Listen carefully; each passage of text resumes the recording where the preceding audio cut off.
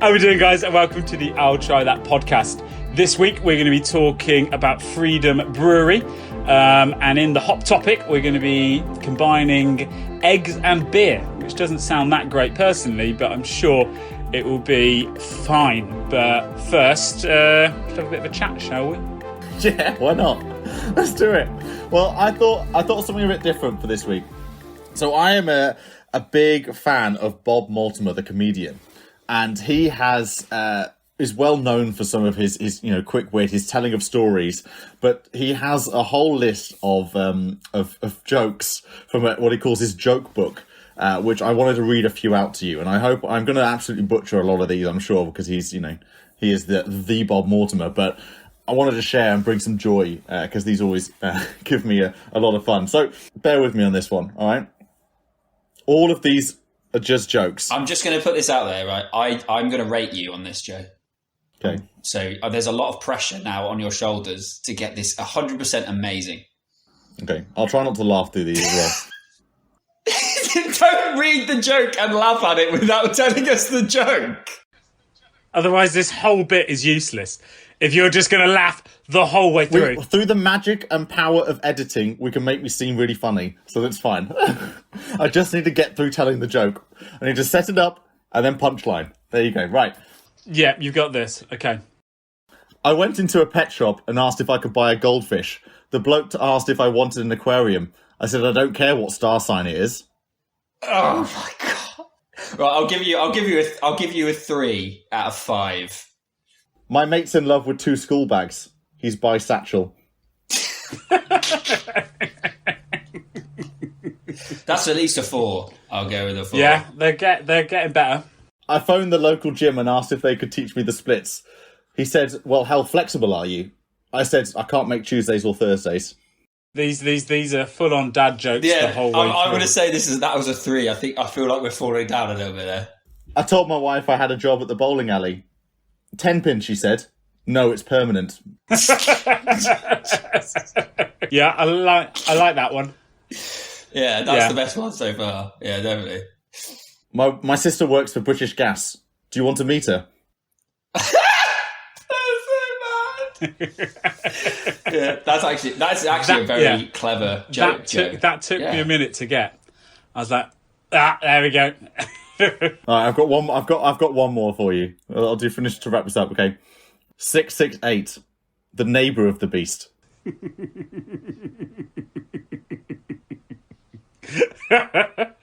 So all credit for those go to Bob Mortimer. He's just an absolute funny fish. So yeah.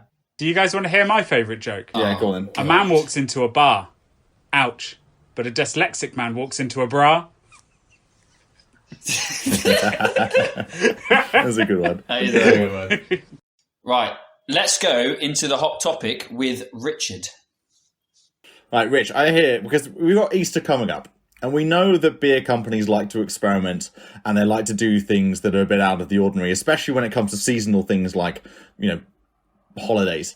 But what is this about an egg and a beer? As you guys remember, I rang both of you quite excitedly. I think it was the middle of last week at some point. In fact, it was the 8th last week at about like 10:52 or something like that. 10:58. 10:58. I know it's exactly because I got very annoyed. At 10:58, I rang you very, very excitedly that Goose Island were releasing a limited edition beer, which was a stout beer combined with cream egg, so a Cadbury's cream egg. And I was like, you know what? We need to get hold of these because we need to review it on the podcast. And I was like, I looked and it was coming online at 11 o'clock. And I was like, right, I've got no time. I need to ring the boys because you can only buy 2 at a time. They need to get on this sort of thing. So I managed to get through to Simo, and then I think I got through to Joe a little bit later sort of thing. But come 11 o'clock, I was sitting there staring at the computer, clicking refresh. And I was on the page at 11 o'clock, hit by, they had all sold out. I was on the page at 11, they had all sold out, and so we weren't able to get any.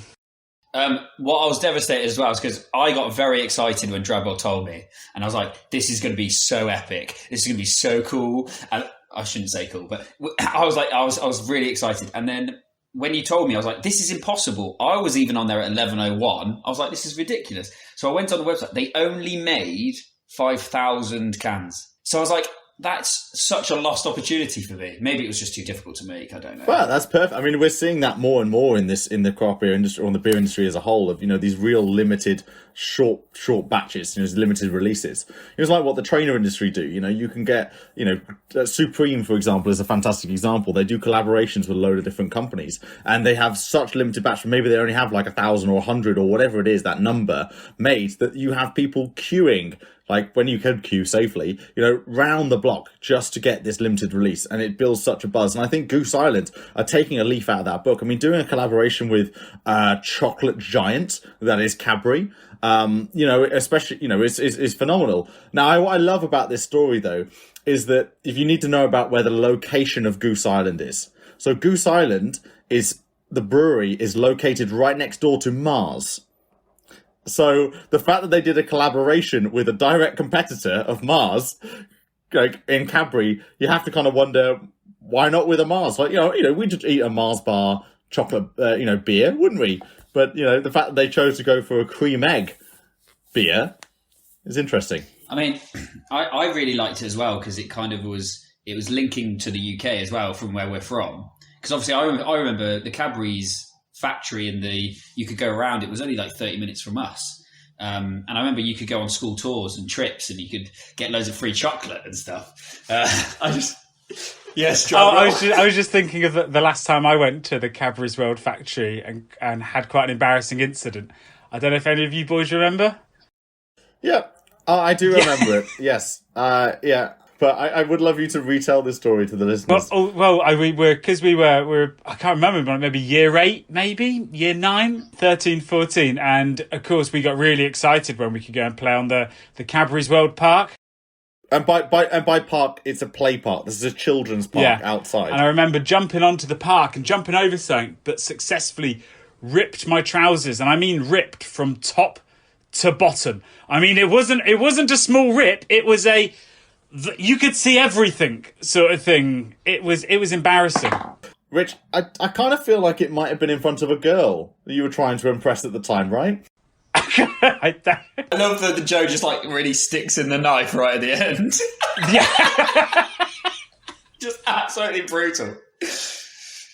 Oh, it was in front of a girl that I had a little bit of a crush on. Crush. Yeah. That was it. Was it high school or high school romance? But, I do think I hope to be able to do one of those kind of amazing, kind of unique experience of beer tasting in the future. You can't get more unlucky than being on the website ready to go and then not be able to get it. But I just think, do you think they didn't think it would be as big as they thought it was? Or do you think they purposely made it so small? I think they purposely made it so small to create that buzz. And, there's going to be, you generate buzz by people having FOMO, the fear of missing out. So the fact that you've got only 1,000 of these cans that have gone out and gone live, there's only going to be a select few people who are going to get them and receive them. And so if you wanted it like us, you'll then go and find out, well, who did get them and what do they feel about it? What do they taste it? So yeah, I think we could see a lot more of that from breweries going forward. It's not a new concept as a whole. A lot of, as I said, a lot of other industries are doing this, like tried and tested technique of generating, buzz. And that's what it is nowadays, isn't it? If you can create something that goes viral on social media or is talked about and the majority of people who are talking about it haven't actually experienced the product, then, that's just the world we're living in right now. That, it's not about democratizing experiences. It's about giving the select few the experiences and then actually being able to share that with, the world. And I guess the good thing about it as well is it gets the company name out as being that kind of interesting company that's willing to not break the rules, but do something different, which makes you want to invest in their beers and have a taste of their normal selection. Well, as we said before, Goose Island, when we did our whole Goose Island episode, they are so on point with their, branding and what they're doing for their brand that It's just collaboration, which makes a lot of sense. And the way that they're taking the supreme clothing approach to their brand, and that they're doing limited releases and there's, generating this buzz and, with high profile collaborations. I mean, this just that's where the beer industry is going to go, because that's where popular culture's gone. All right, then. So to kind of round this up, sort of thing, I've got a question for both of you. What would you like to see a blend of, sort of thing? So we've had the cream egg and stuff like that. What do you want to see combined to make a beer? Can I tell you something I saw earlier today on this topic? What do you guys think to Marmite Cornettos? I don't like Marmite. Well, as my motto with most things is I try everything once, but I don't think I want to try that. You can go and buy Marmite Cornettos now. They've literally been created by Unilever and Wolves. They've made Marmite Cornettos. They've collaborated together on that one. So that is something quite literally out there right now that you can go and try. Beer wise, I'm trying to think of something really random that I think would be really, in my head randomly. I just instantly thought of Haribo Tang Fastics in a lager.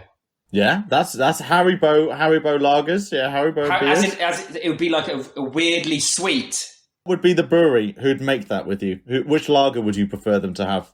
I could see Camden and Haribo doing a collaboration with that one. I was just about to say Camden. Yeah, I was like, I reckon that's it. But we kind of already have that when you have the cherry sour beer that's already out there on the market, which is I really, really like. And I think we'll definitely have to review a cherry sour beer soon, because there are some nice ones. Plus, you can get ice cream beers as well. You get ice cream flavoured beers. That's not a new concept. I feel like the brewing industry has tried the vast majority of these things. I mean, chocolate beers is nothing new, but the fact that it was a Cadbury's cream egg is the reason why it's new. So it has to be matched with the brand.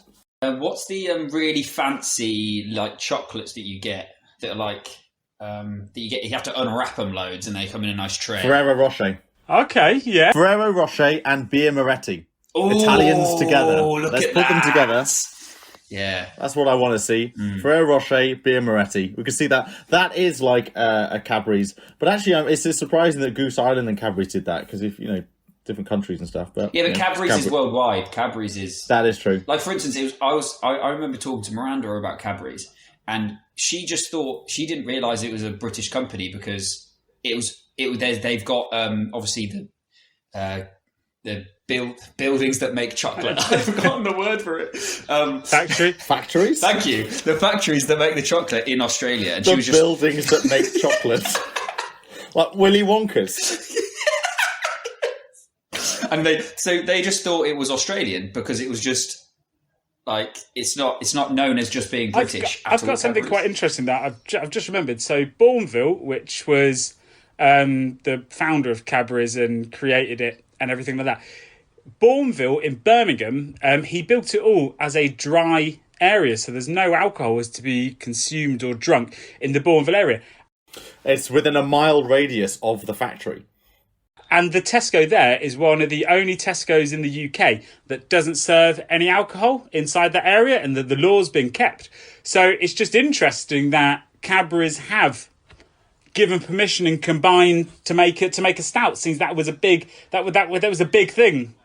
So Bourneville was a Quaker, or is a Quaker, I should say, who started up Cadbury's, and their whole thing, as with Quakers, is they don't drink alcohol, and so as you're absolutely right, Rich, in that they created a mile perimeter around the factory where you couldn't get alcohol, and so there is in Birmingham, it's a local legend, you can do the Bourneville Mile, which is a ring of pubs a mile away that rings all the way around the factory, the Cadbury's factory. Of pubs, and you can do that mile. This, I don't know, like 23 pubs or something, where you just you go all the way around. They ring it, so you never come within a mile of the factory, but because they're all situated around that ring. Huh.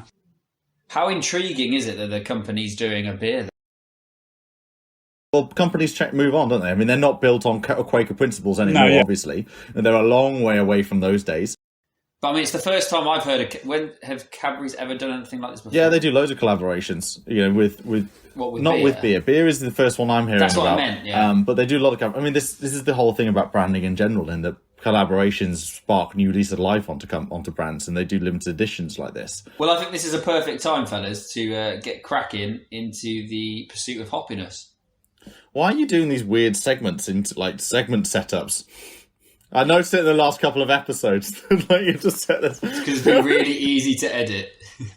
No, actually, it was Drabwell that does them. It wasn't me. It's Drabwell that does them, and I think I've just subconsciously done.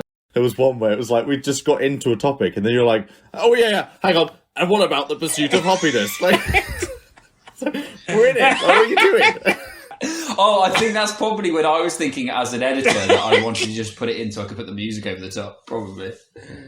So this week we're going to be talking about Freedom Brewery. Now, Freedom Brewery started in 1995. It started in Fulham, London. Now, who else have we talked about recently that started in Fulham, London? Camden? It's not. No, that's in Camden. That's... It's an Indian-inspired beer. Oh, Jaipur. Oh, Jaipur. What? Cobra. Oh! God, you guys need to go back through the archives and listen to our episodes, honestly. So, not Camden. No, not Camden, not Jaipur, who aren't situated in London at all. You said Indian-inspired. Yes, Cobra. Yeah, Jaipur.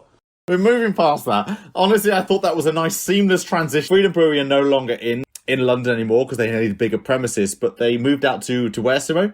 Berkshire. Abbots Bromley, Staffordshire. Oh, what? I've read the can completely wrong. What an absolute wally. For some reason, I just wanted it to be Berkshire. That's so ridiculous. You two need to start firing on all cylinders, honestly. I need to, setting you up is going to be a massive fail, right? Okay, Joe, do it again. I can do this podcast by myself, but it's really hard. Joe, do it again. I'm ready. I'm ready for you now. Go. So Freedom Brewery aren't in London anymore because they grew out of their premises in Fulham. So but where are they right now, Simo? I believe that they went to Staffordshire, Joe. Is that correct? Yeah, specifically Abbots Bromley. Oh. Well, I dare say. Oh, God. We didn't have to rehearse that because Simo got the place wrong, that's for sure. So what I'm finding interesting is a relatively, it's been around since the mid-90s, but, I've only just found out about Freedom Brewery. This is not a company that's been on my radar for very long. But I'm loving the fact that they're all about lager. We know about, how Camden have done their work with lager to try and reinvent or change the perception of lager. But this company, all they make is lager versions. So they have a lager, they have a Hells, they have a Pils, and they have a Pale. And they also do collaborations, which is one of the beers we're going to try, which is an Indian Pale Lager, which I must say, I've never heard of an IPL before. So, Simo, I wonder if you could maybe help us break down a little bit between what is the difference between these Hells, the Pils, and the Pales. A Pilsner is a lager with a strong hop flavour. And it originated in a place called Pilsen. I'm going to probably say that wrong, in the Czech Republic. That is like 1842, a long time ago. Hells is, again, a very traditional lager that kind of got pushed to the side. Now, I've got some interesting things that I've kind of read and found out for it. And they said that Hells kind of fell away from Pilsner. And they say that this is probably perhaps that Pilsner was a more marketable word. So the Bavarian Hells differs from the Pilsner by being less bitter, but also lighter and more crisp. So you should, when you have a Hells lager, you should be getting more honey and brioche from the malt. That's nice. I love brioche. Yeah, and a lightning quick, grassy finish from the hops, which sounds absolutely incredible. Have you guys ever eaten grass? Maybe by accident. It's not great. Sorry, hang on. What did you just ask? Have you guys ever eaten grass? Yeah, it's not great in all honesty.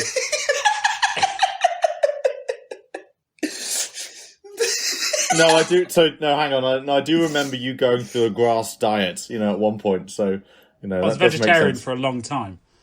So just to go with a Pilsner, okay. Just to keep going.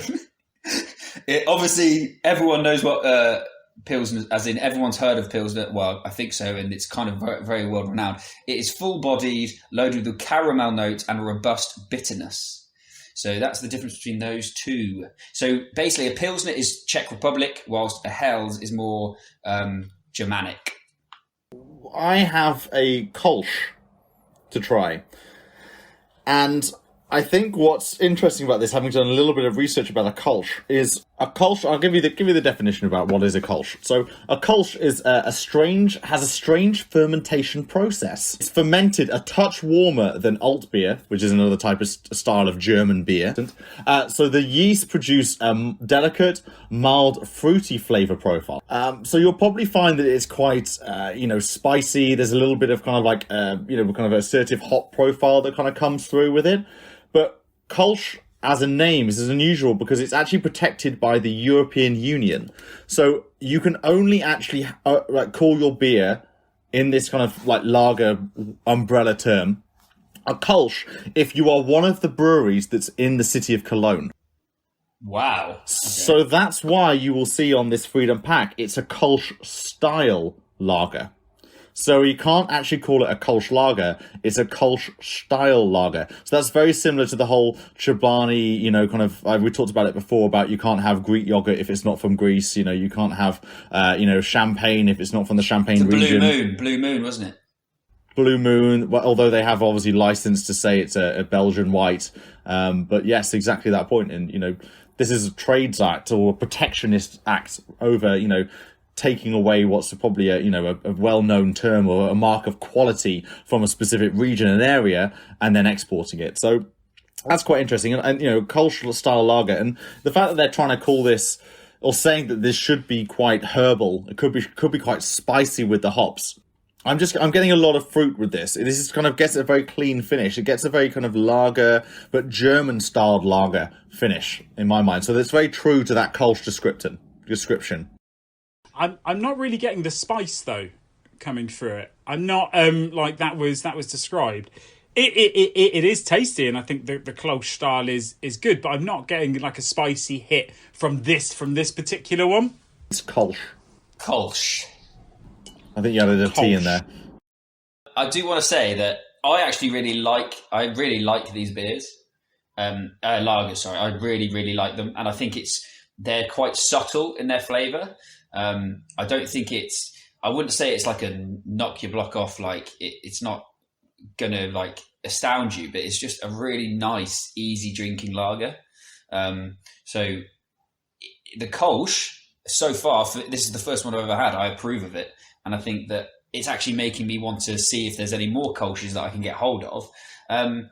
Because it's just so tasty. So what's quite interesting about this is you won't actually find the beers that we're trying now. You won't find them on the Freedom website, because they have been brewed like for a lot of like for most of the beers we've got for the next load of our recordings we got through Flavorly sort of thing, and so they've joined partnerships. So you know how some breweries join together to create a beer. These beers have been created specifically for Flavorly, to give out in their boxes and to sell. So that's quite interesting. I mean, what do you think of the cans? I love talking about the cans, guys. So I'm just going for it.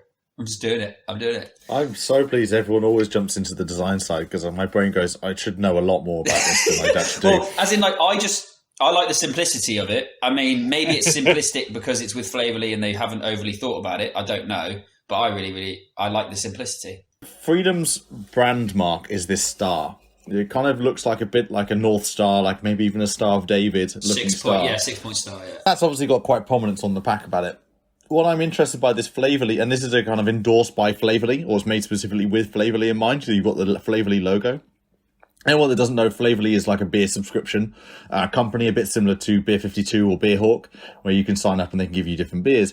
I quite am intrigued by this, is that they've decided with this that they've only done text on one half of the star for these Flavorly cans, whereas on the bottles that I can see on the website, it's kind of they've used a roundel around the star, and then they've got extra text. So I wonder why they've decided to only use the side, because my eye gets a bit tricked by this, if I'm honest. It's a bit hard to read the text, even though the text is very bold. I've got the Freedom IPL written up here, holding up here, and I've got the Freedom Kolsch written, and the word Kolsch is written backwards, to how you read Freedom from the Kolsch itself. So they've done a bit of a weird, funky, design aesthetic over actually how do you read this text right now. And I'm finding that my brain's a bit confused with what I'm looking at. I can see exactly where you're coming from, Joe. I hadn't really looked at the design in that much in kind of like with anything, but yeah, it is difficult to read. I'm not the biggest fan of what they've done and the way they've gone about it. I mean, I do like I don't know what it is, but when you use black and then you put things on top of black, I've always liked that. I just think it does make it stand out. Well, no, it does. I mean, if you have black as a backdrop, that makes anything that you put on top, especially if it's white, what they've done with a lot of their text, with all their text is white, but any white and any colour that you put on there is going to naturally pop against it. As long as you pick, because anything and everything contrasts with black, unless you're using like pale colours. Well, this one's a purple one, Joe, but you've got the IPL, which I'm intrigued about. Well, I've got both, and purple and black go really well. Orange and black, obviously, with the orange, it's kind of more of a coppery orange they've chosen as well. And obviously, we're looking at cans, so they've got that metallic kind of feel and finish to them. But yeah, the IPL is interesting. It's a 4%. I'm expecting with an IPL. And Rich, do you have a bit more about what an IPL is?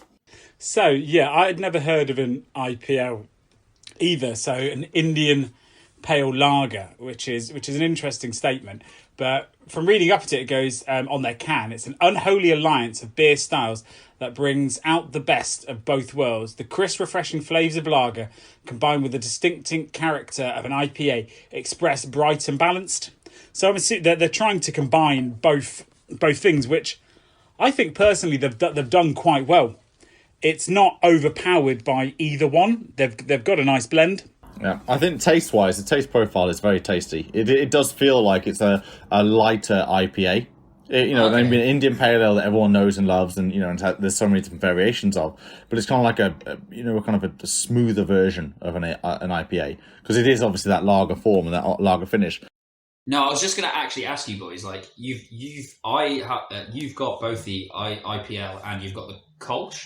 Which one would you think is more like is better, or more of a session ale, a beer, or what would you think? So they've got different taste profiles, and this is why I love this company is all about the lagers, or the lager umbrella, environment, because you've got a Kolsch and you've got an IPL, and they are both from the lager family and yet taste very differently, and how you should treat them is very differently as well. So the Kolsch was very clean, it's very crisp, felt very like a German Weiss beer in that sense. And again, it's an alt beer. To my brain, I just lump everything into a German style wheat beer, but that's not the case, obviously. But the Kolsch was very clean and crisp in the taste palette. Whereas the IPL, although it's still a lager, so it's on the crisp setting, it had a lot more flavour to it. And the flavour profile, was very different. It felt more hoppy. It felt more like it had that kind of like kick to it that you would expect with an IPA, although this is obviously a 4% lager. So that is in itself, that Freedom are doing justice to the breadth and the depth that lager actually has, in that all they do is lagers, and yet you can have such seriously different flavor profiles within their products. Just thought it was really nice to see a resurgence in lager. Like we've had for so many years when we were growing up, there was just the same thing we were drinking, and they all had a very similar sort of taste. But in the past, since we've started doing this podcast, and since we've started to dive into the different kinds of lager, it is fantastic to see that lager is coming back, and it is something that I want to kind of investigate more and try different ones of, instead of just kind of sticking to the ones that I know, or going straight for an ale, which I know I'm going to like. It does seem like lager's making resurgence, doesn't it? It does feel like there are new lager offerings on the table, but there are also those lager offerings that have been around for a long time that continue to be popular. So it wasn't that long ago where we found that the two biggest selling beer drinks in the UK market were two lagers, Foster's and Carling. I think what you can get, it's not a dangerous habit, because obviously craft beers are very nice, but I think because there's such a variety and there's such a boom with craft, you can kind of forget lagers. And I think it's I suppose you could say it's sad, because as we've just found out, we've had this what to us is fairly unknown beer that we've really enjoyed. So also, I think we go back to it. We'll kind of close up on Freedom, because obviously their collaborations are, how we got introduced to them is their collaboration with Flavorly.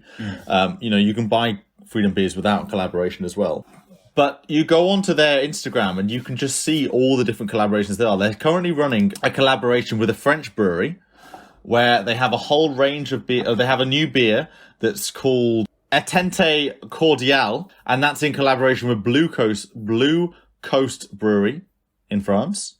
And then they just have so many more as well. We're going through. We won't go list them all out because obviously there's collaborations come and go with different companies. But what I'm finding really interesting about this company is obviously they've been around since 1995, but what they stay up with their kind of charter of who they are as a company is about their sustainability. They're three core words that they call themselves. What I would say their kind of value, their values. Independent. So they've been brewing their way for 25 years without compromise. Natural. They've been naturally carbonated and long matured for fuller flavour, and sustainable. All wastewater naturally filtered on site. So the fact that those are those are three words that are imprinted on their cans and as part of their brand. And actually all of their products are, have the Soil Association organic stamp or mark, which is things that you have to go through a certain level of things to tick boxes, and then you can get this achievement. They have the Sustainable Restaurant Association mark as well. They're also vegan, so they've hit the vegan mark, and they are assured independent by the British Craft Brewer Association. Just to top what you were saying about their sustainability, they've also got the CIBA Green Business of the Year Award in 2016, which is the Society of Independent Brewers Association. So they're obviously being, like, as you said, they're actually adhering to the three things that they have slapping on their cans. So that's pretty cool. And very proud by the fact that they're independent and not going to be a big company or engulfed by a big company anytime soon. I think that's really refreshing to hear, right? There's a company that has this thing. Numbers wise, on Instagram, they have 11.2k followers. And on Twitter, they have 9.5k followers. So I think to kind of sum up Freedom Brewery, so they've been around for 25 years at the moment, but this is a newish company that we haven't been familiar with. And I think it's because their collaboration that they've been working on with other people has started to get them out there a little bit more. I just think if you're listening, Freedom Brewery, keep doing what you're doing. You've obviously got an amazing proposition by being all about lager and championing the changing of perceptions of lager. And I can honestly say from the two that we've tried today, they are distinctly different. So if you've ruled out lager in the past, I would definitely try and revisit lager through Freedom Brewery. Boom. Good ending, Joe. And that's all we have time for from this week's episode of the I'll Try That podcast. And so from me, Joe, Rich, and Simo, goodbye. And don't forget to follow us on Instagram, Twitter, and watch us on YouTube. Goodbye now. Always drink responsibly, and if you or anyone else needs some help, go to drinkaware.co.uk for more information.